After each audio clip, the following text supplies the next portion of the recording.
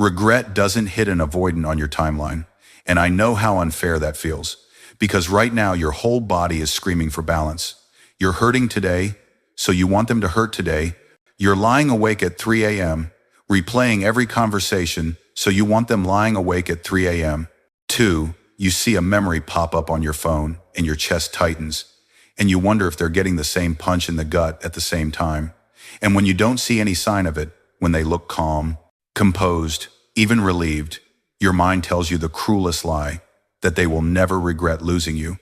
But what you have to understand, even if it stings, is that an avoidant does not feel regret at the same time or in the same way you do. Their nervous system is wired differently. Their fear of closeness and their fear of losing someone do not show up on the same day. In the beginning, when the relationship ends, or when you finally go no contact, what they feel is not what you feel. You feel the crash, the emptiness, the rawness. Your body reacts like something vital has been ripped away. Because for you, connection is safety, closeness is oxygen, love is home. Losing that feels like suffocating. But for them, at first, losing that feels like a strange kind of release, a loosening of pressure they didn't know how to handle. Your questions, your need for clarity, your desire for deeper commitment, your honest emotions, all of that was shining a light on the places inside them. They have been running from their whole life, places filled with old wounds, old shame, old stories that say, if I really let someone in, I'll be abandoned, exposed, or rejected. So while you were trying to move toward healing, toward truth, toward closeness, their nervous system was sounding an alarm, telling them to back away, to numb out, to shut down. And when things finally break, when you step back or it officially ends, that alarm quiets, and they interpret that quiet as proof they did the right thing. In those first days or weeks, they might feel lighter, they might sleep better, they might even feel proud of themselves, telling a story in their head like, I knew this was too much, I knew I wasn't ready, I knew I needed space. They might talk to their friends and say the same thing. They might sound logical, almost wise, saying things like, I need to focus on myself. Relationships aren't for me right now. I knew it wasn't healthy. And all the while, you are on the other side of that story, scrolling, crying, wondering how someone can walk away from the same connection and feel relief, where you feel devastation. You see their calm and confuse it with their truth. But what you are really seeing is their defense. Their relief is not about you personally. It is about the pressure of facing themselves. And when you are gone, that pressure lifts for a moment. Like taking your hand off a wound, it doesn't mean the wound is healed. It just means the bandage is gone and the numbness has a tiny bit of space to breathe. You need to know that this phase is not where their story ends. It is just where their pattern begins. Their timeline starts with distance, helping them feel safe, while your healing starts with distance, feeling like it is killing you. That doesn't mean they loved you less.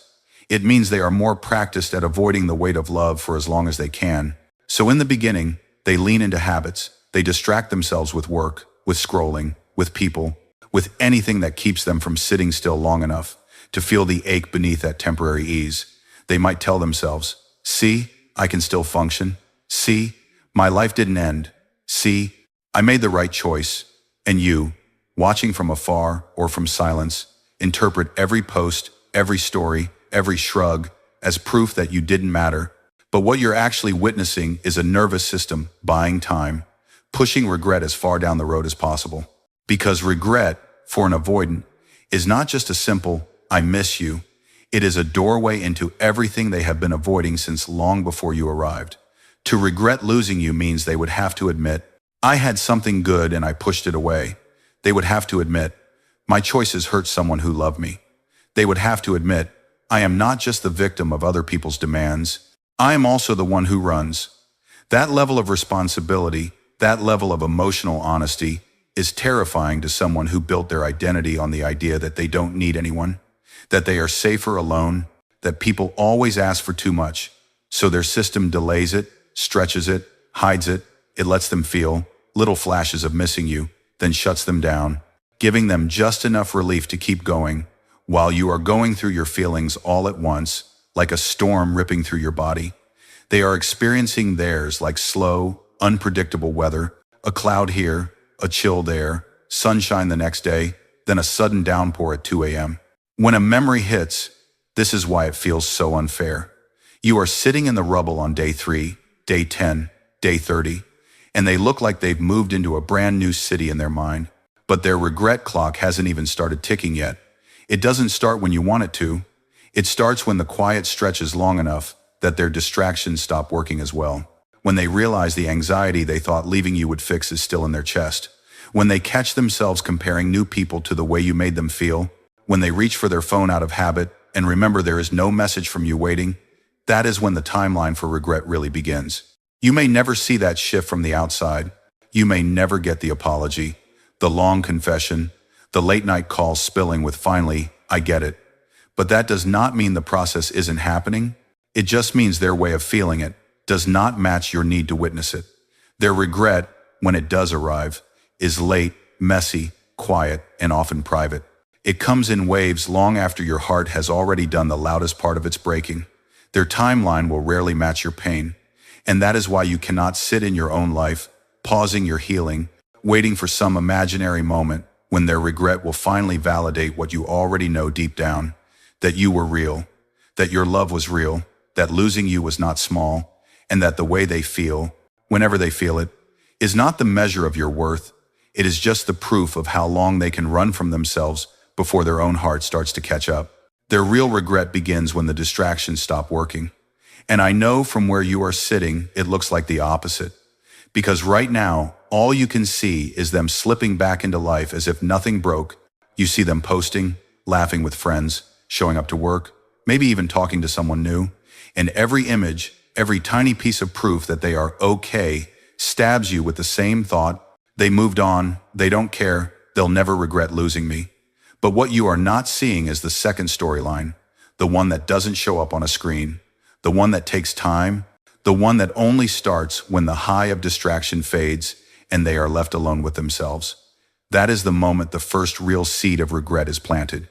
Not when you are breaking, not when you are crying on the floor, but later, when the noise they use to outrun their feeling stops doing its job. At the beginning, after everything falls apart, their nervous system is in survival mode just like yours, but it doesn't look like yours. While you crash into the grief, they sprint into numbness. They reach for anything that proves to them they are still in control. They might work longer hours. They might scroll until their eyes hurt. They might line up new conversations, flirtations, situationships. They might go out more, drink more, laugh loud, lean into this persona of, I'm free now, I'm fine, I needed this. And for a while, those distractions actually give them something that feels like relief. Not because losing you was right, but because not having to face their own fear feels easier than sitting in what they just did. They tell themselves stories to go with the distractions. We were incompatible. They were too emotional. I'm not relationship material. This is better for both of us. And each story is like a bandage over a wound they refuse to look at yet. They repeat those lines in their head, to their friends, maybe even to you if there was a final conversation. And every repetition gives them temporary comfort. It lets them push reality a little further down the road. Meanwhile, you see only this outer shell and think, they're really done, they really feel nothing. But the truth is, they are depending on all of this movement, all of this noise, to outrun the very thing you are begging to see in them. That quiet, heavy awareness of what they lost, in regret, cannot land properly in a system that is constantly numbing and distracting. It needs stillness, it needs silence, and that is exactly what they are trying to avoid. For as long as their distractions are working, they don't have to acknowledge the nights you stayed up with them, the times you held space for their fear, the way you loved them even when they weren't easy to love.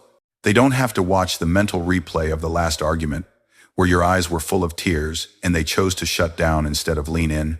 They don't have to sit with the image of you finally walking away because you had no choice left. That didn't involve betraying yourself. They don't have to feel the full weight of that moment, so they keep moving. But nothing outside of them is strong enough to permanently drown out what is happening inside. And sooner or later, real life cuts through the distraction. Maybe it's a random Tuesday night when there's nowhere to go and nothing to do. Maybe it's a quiet morning when they wake up and don't reach for their phone and suddenly realize there is no message from you. No check-in.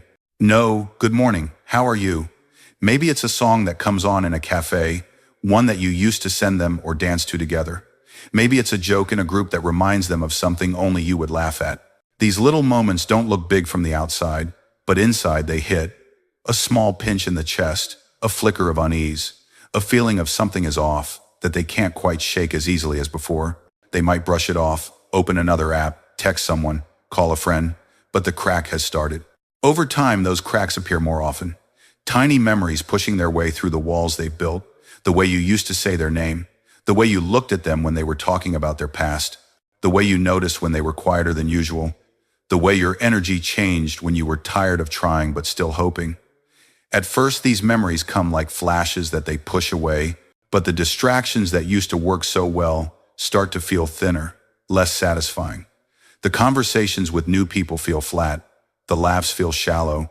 They realize that they can be surrounded by noise and still feel strangely alone. And that is where the first true layer of regret begins. Not as a neat sentence in their head, not as a fully formed thought of, I regret losing them, but as an ache, a restlessness, a sense that something valuable slipped through their fingers and they don't quite know how to name it yet. They might notice that no one else looks at them the way you did, that no one else listens the way you did, that no one else seems to understand their moods the way you did. Maybe someone new gets annoyed when they shut down instead of curious. Maybe someone pulls away at the first sign of emotional distance instead of trying to bridge it like you did. And suddenly what they once called too much about you starts to look a lot like more than I ever realized I was getting. This is the phase where regret moves from a soft background hum to a more defined awareness, where they start to feel the outlines of sentences like, I didn't appreciate what I had, and I pushed away someone who actually cared. They may not say those words out loud. Their pride might still be too big, their defense is still too strong, but their body knows, their chest knows, their stomach knows, in the way it drops when your name crosses their mind. And while all of this is building, you are on your own separate journey. You are learning to sit with your hurt without reaching for them. You are learning to fill your own days without their messages. You are learning to slowly, clumsily, build a life that doesn't revolve around waiting for their next breadcrumb of affection. And here is the part you need to hold on to. By the time their distractions fully stop working, by the time the fog clears enough for regret to land properly, you will not be standing in the same place they left you. You may still think of them. You may still feel twinges of sadness. You may still have days where you miss what could have been. But you will also have new boundaries, new self-respect, new understanding of what you actually deserve. Their regret will not show up neatly aligned with your pain. It will arrive late, messy, mingled with all the things they tried not to feel. And you might never see it with your own eyes. But that doesn't mean it isn't there. It just means their journey with regret is happening on a different clock. One that only starts ticking when the world around them finally goes quiet enough that they can hear what you have been feeling all along. Regret grows in phases, not in one clean, dramatic moment. And that is why this whole experience feels so confusing and cruel to you, because your heart wanted a clear before and after. You wanted them to wake up one day, clutch their chest, and suddenly see everything you did for them all at once. But that is not how an avoidant mind and nervous system work. At first, there is no regret, only relief. The first phase is them breathing easier because the pressure of the relationship is gone. The hard conversations are gone. The mirror you held up to their patterns is gone. They tell themselves, I knew this was too much, and they lean into that story. Then comes the second phase, the phase of faint flickers, tiny uninvited memories of you everywhere, your laugh popping into their head at the wrong time, your name slipping into their thoughts during a quiet drive, the way you used to say, are you okay? Echoing when they are not okay at all. They push those flickers away. They distract themselves, but each one leaves a trace. At this stage, they still don't call it regret. They just feel slightly irritated, slightly off, like something is missing they can't quite name. The third phase is comparison. It creeps in slowly. They talk to new people, flirt, date, maybe even connect physically. And in those moments, they feel a rush, a hit of novelty that convinces them they are fine. But when the rush fades, they notice that no one quite lands like you did. No one understands their jokes the same way. No one reads the shifts in their energy as quickly. No one remembers small details about their stories like you did. And they start to feel this subtle discontent, not because others are bad, but because the bar you set without even meaning to is higher than they realized. They don't tell anyone that, but it sits there as a quiet truth. Then comes the fourth phase, the one where awareness gets sharper, and their pride starts wrestling with honesty. They catch themselves scrolling up in your chat, rereading your old messages, seeing how many times you reached out, soothed them, tried to make things work, tried to understand them, and they feel a small sting. A sentence tries to form in their mind, something like, "I didn't meet them halfway," or "I really took them for granted." And this is where their ego might push back the hardest. They might get defensive inside their own head, blame you again, say, "They were too much," or "It would never have worked," because admitting regret means admitting responsibility, and that terrifies them. So this phase can stretch a long time, a battle between the part of them that knows they lost something real and the part that needs to stay innocent in their own story. Finally, if life keeps gently cornering them, a deeper phase arrives, usually not with fireworks, but with a heavy quiet. Maybe they see a photo of you months later and feel their chest actually ache. Maybe someone asks about you and they feel a lump in their throat they didn't expect. Maybe another relationship ends in a painfully familiar way and they have to face the pattern, not just the person. This is where regret stops being a vague discomfort and becomes a clear, painful truth. I pushed away someone who loved me. I had something rare and I couldn't hold it. Part of this is my fault. It can take months, sometimes years, to reach this phase because it requires them to walk through all the layers of denial, distraction, and ego first. And by the time they get there, time has moved. You have changed, the version of you they remember, the one who waited for their messages, who softened their edges, who believed in their potential more than they did. That version no longer exists in the same way. And that is where the deepest part of their regret lives, not just in losing you, but in realizing that the person they regret losing is someone they can never get back exactly as you were. Every phase of their regret is delayed and fragmented, and it will never line up neatly with the timeline of your heartbreak. But just because you don't see them collapsing on the same days you do, it doesn't mean they glide through untouched. It means their feelings move like a slow tide instead of a storm, creeping in quietly, piece by piece, until one day they stand in the wreckage of their own patterns and finally have to whisper to themselves what you have known since the day everything broke. That letting you go was not a neutral event. It was a loss that their heart will feel in phases for a long, long time. You don't realize it right now, but every tiny step you take toward your own healing is quietly changing the story, not just for you, but for them too. Because in the beginning, they fully expect you to stay stuck. They expect you to wait by the emotional door they walked out of, replaying every memory, checking your phone, reading old chats, whispering their name in your chest like a wound that won't close. They count on that version of you, the you who would always answer, always soften, always make excuses, always be available if they ever got bored, lonely, or curious again. So at first your healing doesn't even register. You're still crying, still shaking, still wanting them back, still bargaining with the past in your mind. But something subtle starts to shift the moment you say to yourself, "I can't keep doing this to me." Even if you don't fully believe it yet, that sentence plants a seed, and from that seed your healing begins. Clumsy, messy, slow, full of relapses, but real. And as you move through your own phases of grief, you start to do things that feel small but are actually huge. You sleep a little better. You go a whole day without checking their profile. You answer a friend's call instead of isolating. You start journaling, walking, praying, breathing, anything that gives your nervous system a break from the obsession of, "Why wasn't I enough?" And every time you choose one of those tiny acts of self-respect over reopening a wound with another message, another check-in, another just one last time, you are shifting the entire energetic balance of this story. At first, they don't see it, because they are busy trying to outrun their own discomfort. They are working, scrolling, distracting, telling themselves the same lines. "It was for the best. I needed space. They'll be fine. They're emotional. They'll get over it." In their mind, you are frozen in the last version of you they saw, the one whose voice was shaking, whose eyes were wet, whose heart was still standing wide open. But time has a way of breaking those illusions down. Maybe a mutual friend casually mentions that you're focusing on yourself now, that you're going to the gym, or starting a project, or spending more time with people who actually show up.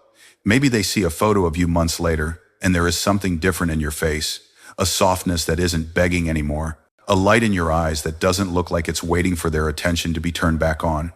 Maybe they hear that you're not asking about them, not bringing up their name, not orbiting their decisions the way you used to. And even if they pretend not to care, something in them registers it, because the story in their head was always that you would be there if they ever decided to turn around.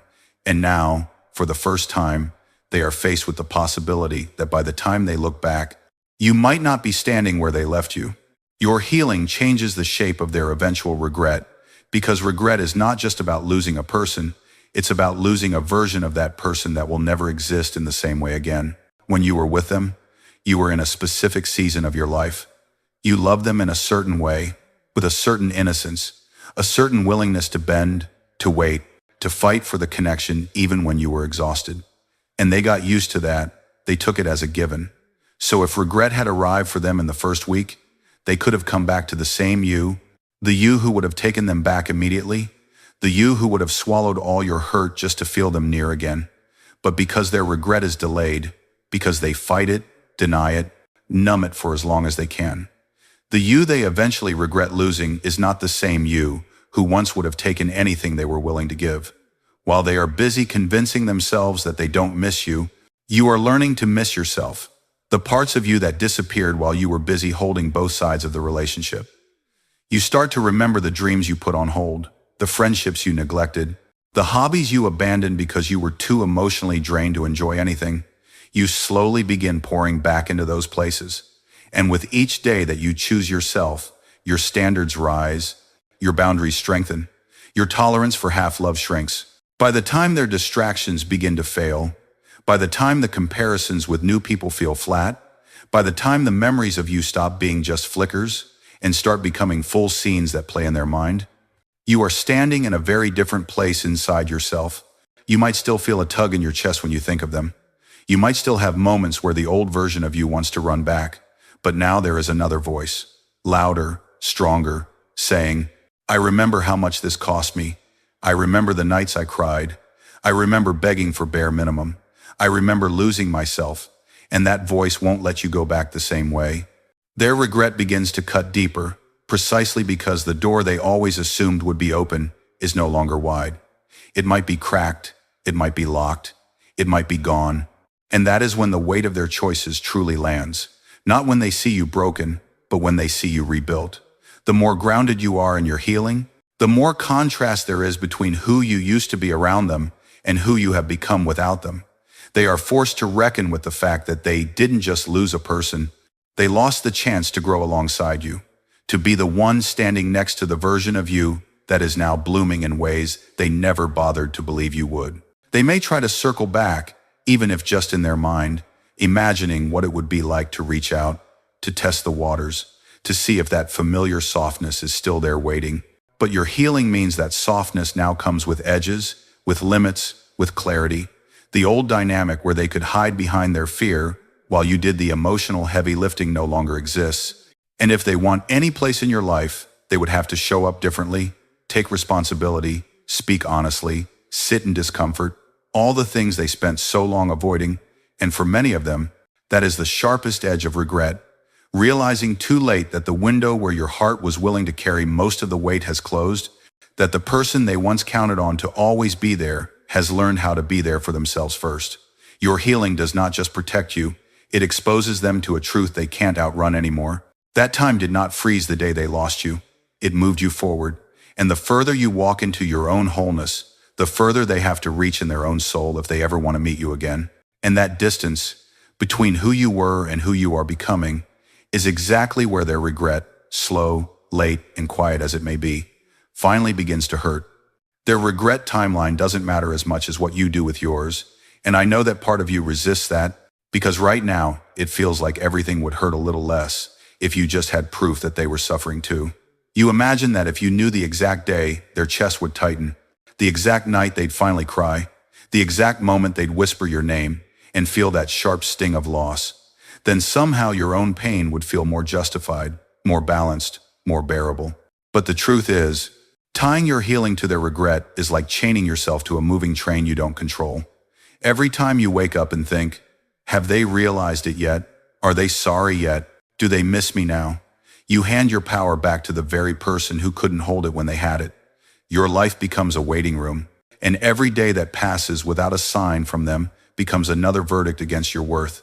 And that is not fair to your heart, because you are measuring the value of your love by the behavior of someone who has spent their whole life running from love's weight. Your timeline is not theirs. It never was. Their emotions are delayed, fragmented, buried under pride and fear and distraction. And you could waste months, even years, sitting in the ruins of this story, staring at a door that might never open, just to catch a glimpse of them standing on the other side, finally looking wounded. But even if that day came, even if they did reach the point where regret punched through their defenses and they saw, with painful clarity, what they lost, that moment would not magically rewind the clock for you. It would not unbreak the nights you cried yourself to sleep. It would not unburn the parts of you that were scorched trying to keep the connection alive. It would not give you back the version of yourself you handed over piece by piece just to be chosen. You have your own timeline now, and it started the day things broke, the day you realized you could not keep bleeding for someone who treated your love like an option. That was the moment your soul drew a line, even if your mind took a while to catch up. Every tear you've cried since then, every urge you've resisted to text them, every time you opened your phone, typed out a message, and then deleted it, all of that is part of your timeline. It's messy and raw and not at all glamorous, but it's yours. And it deserves more attention than the imaginary movie you're playing in your mind of their future breakdown. Their timeline is about when and if they ever get honest enough with themselves to feel the full weight of their choices. Your timeline is about what you choose to build out of the pieces of your heart you still have. Their regret, if it comes, is about them finally meeting their own reflection. Your healing is about you finally meeting yours. The self you abandoned to keep them comfortable. The self you silenced every time you said, "I'm fine, it's okay," when it wasn't. The self who stood in front of a person who wouldn't choose you fully and said, "I'll try harder," instead of, "I deserve more than this." That self is waiting for you, not for them.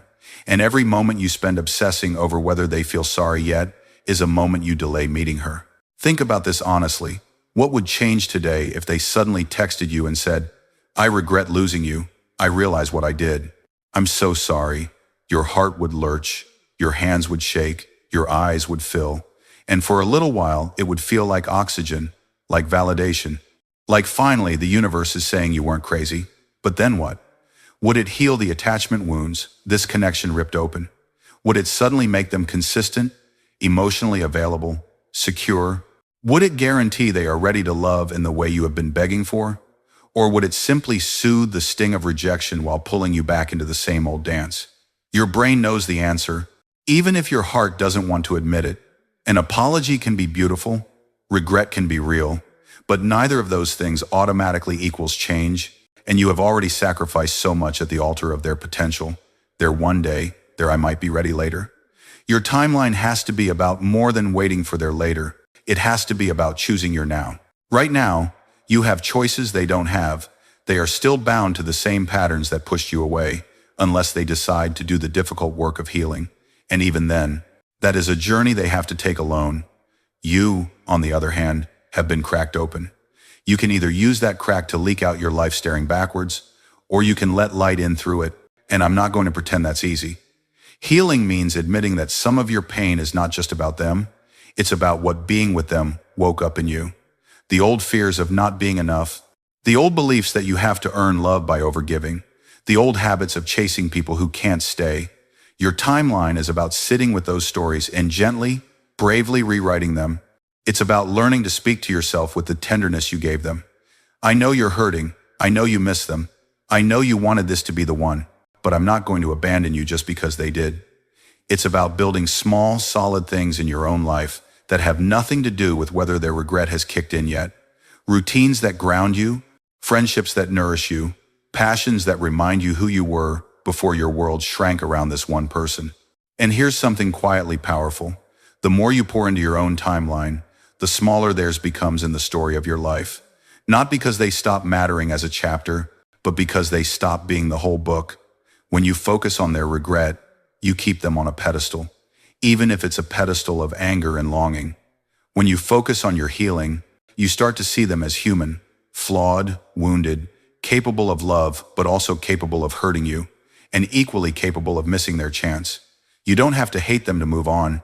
You just have to stop making your progress dependent on whether or not they ever realize what they lost. One day, maybe months or years from now, you might hear that they asked about you, or you might get a message, or you might see something in their eyes that finally tells you they get it. And on that day, I don't want your world to tilt.